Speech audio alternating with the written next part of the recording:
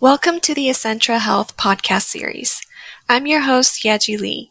In this series, we bring you helpful information to support your well-being and to overcome the many challenges that life can bring. Our aim always is to bring you information or actions to support your well-being that are accessible to everybody. Today, we are going to be discussing social media's impact on mental health and tips on how to manage and unplug from social media. Our guest today is Norman Weiniger, Vice President of Clinical Services here at Essentra Health and licensed mental health practitioner with many years of experience working in the mental health field. Thank you, Yeji, and I'm certainly happy that we could talk about this important and interesting topic today. Thank you, Norman. To start off, can you talk a little bit about the rapid growth and impact of social media on today's society? Yes. Human beings are very social creatures by nature, meaning that we are happiest and most content with the companionship of others. And so being socially connected with other people helps us. It helps us to manage stress, manage anxiety, sadness, all the inevitable challenges we have in life. While on the other side, a lack of social connection can pose risks to our well-being and our mental health. So social media has really been instrumental in bringing people together and connecting them with a wider community than ever before, and easy access to that wider community. So there are many benefits to social media involvement, such as finding these new communities and networking with them, joining or promoting worthwhile causes, or seeking or maybe offering emotional support to other people during their tough times, as well as to find a interesting new outlet for creativity and self-expression and finding new information and learning new things. So a lot of benefits to social media. At the same time, in the past few years, social media has become a part of a lot of people's daily lives, and they spend hours each day on social media apps like Messenger, Instagram, Facebook. There's a lot of them, obviously. And they're extremely popular. Facebook, I believe, is the largest social networking website in the world today, with over 1 billion with a B, active users, and that number is only growing. So that's a mind-boggling number to me. At the same time, with this rapid growth of people using social media,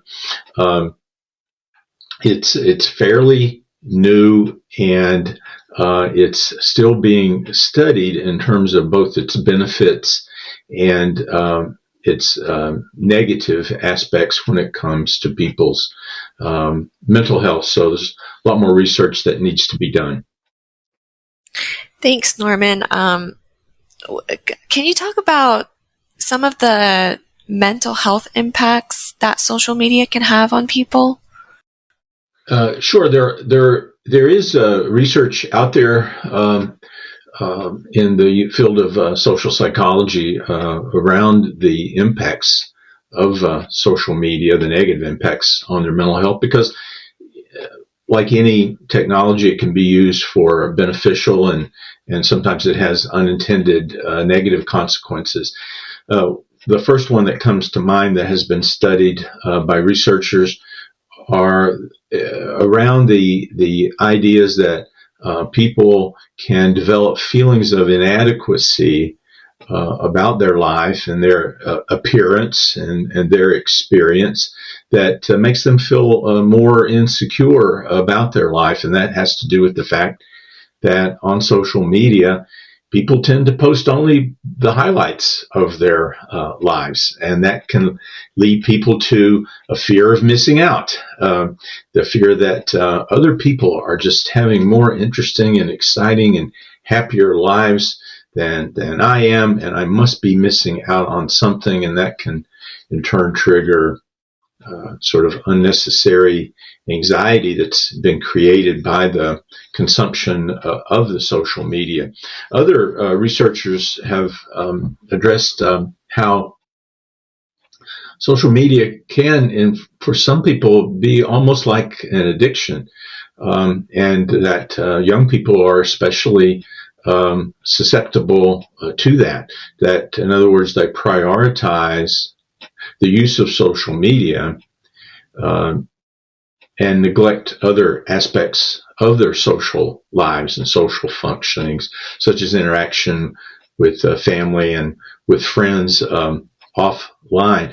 In fact, I believe there's studies that show that for some people who are excessive consumers of social media, that the sudden cessation of social media, for example, lack of an internet connection, may cause some of these chronic excessive users to have symptoms that actually reflect those that are seen in alcohol and other drug abusers' abstinence syndrome, that it kind of mimics that type of withdrawal, which is very interesting and to me at least alarming. Another area, Yeji, that studies have looked at in terms of the negative impacts of excessive use of social media are around feelings of loneliness, which is ironic, isn't it? That social media can actually contribute to loneliness, but studies have shown that for some people that is actually the case. There was a study around a high school population, and of course let's understand that adolescents are individuals with developing brains and developing minds, and may be vulnerable to this sort of issue more so than adults. That for this adolescent population, there was a significant positive correlation between depressive symptoms and time spent on social media. So, which leads me into another issue that's very relevant, I think, to teens and to children and their parents, which is cyberbullying. Studies have shown that as much as 1 of 10 teens reported that they were being bullied on social media and were being subjected to offensive, derogatory comments and bullying.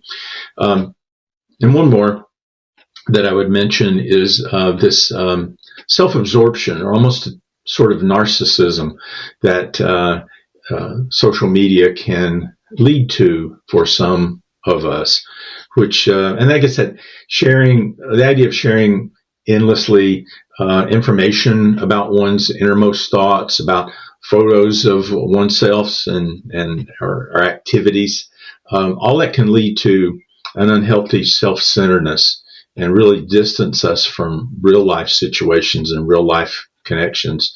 And the research, I believe, has also shown, Yeji, that interestingly enough, that females are much more likely to experience one or more of these mental health issues from overuse of social media than were males. Now,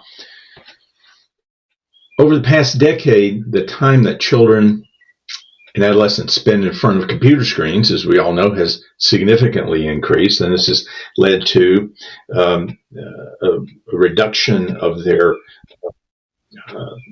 quality and intensity of interpersonal communications with their families and with others. So, social media, can bring us access to a large network of people. But we need to keep in mind that these interactions are often shallow, and they really can't replace everyday face-to-face communication. So there's a lot more research that is going on and will go on, I'm sure, to determine the mental health, all the mental health impacts of social media. But one thing is clear, and that's prolonged and excessive use of social media can have a lot of negative impacts on one's mental health and well-being.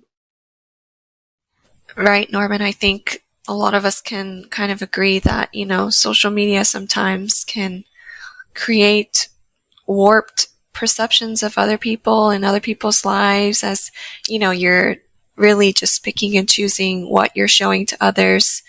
And so I think kind of want to talk about maybe if you have some tips on how people can unplug from social media or take breaks from social media to benefit their mental health and well-being. Yes, great question. I think it's important for all of us to prioritize our lives outside of the omnipresent screens that are in our lives. Prioritizing other things does help us to clear our mind of the clutter that goes on, and focus on self-care. And part of that can be switching off social media and trying to reconnect with ourselves, our feelings, our personal needs. Some tips that I would suggest to people are fairly straightforward. One would be to turn off all your gadgets an hour before you go to sleep. And that may very well contribute to better sleep and better rest. Turn off push notifications for certain times of the day. Keep your phone out of sight when you're working to reduce that temptation to get back into social media during times where it's best to focus on other things. And also think about filtering your social circle in social media. Don't be shy about deleting or unfriending or unfollowing anyone in social media that's going to be a negative influence, anyone that's going to make you feel anxious or unhappy. You're basically responsible for curating your own digital environment, if you will, that uplifts and supports you.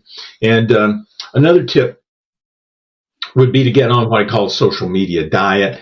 What that means is moderation. Set limits on social media use throughout the day. Make sure you're not spending hours on it. That's very likely to lead to some of these negative impacts that we spoke about. And for example, maybe set some type of timer limit on your use of social media. So think about getting on that social media diet. It will probably make you a healthier user and hopefully support your well-being. Great. Thank you, Norman. That was all very important information, and I think everybody here learned a lot today. Social media definitely is such a large part of, most people's lives today. And so I think if any of these points resonated with you, I hope that these tips were helpful. And with that, we conclude today's podcast. On behalf of everyone here at Essentra Health, thank you for listening.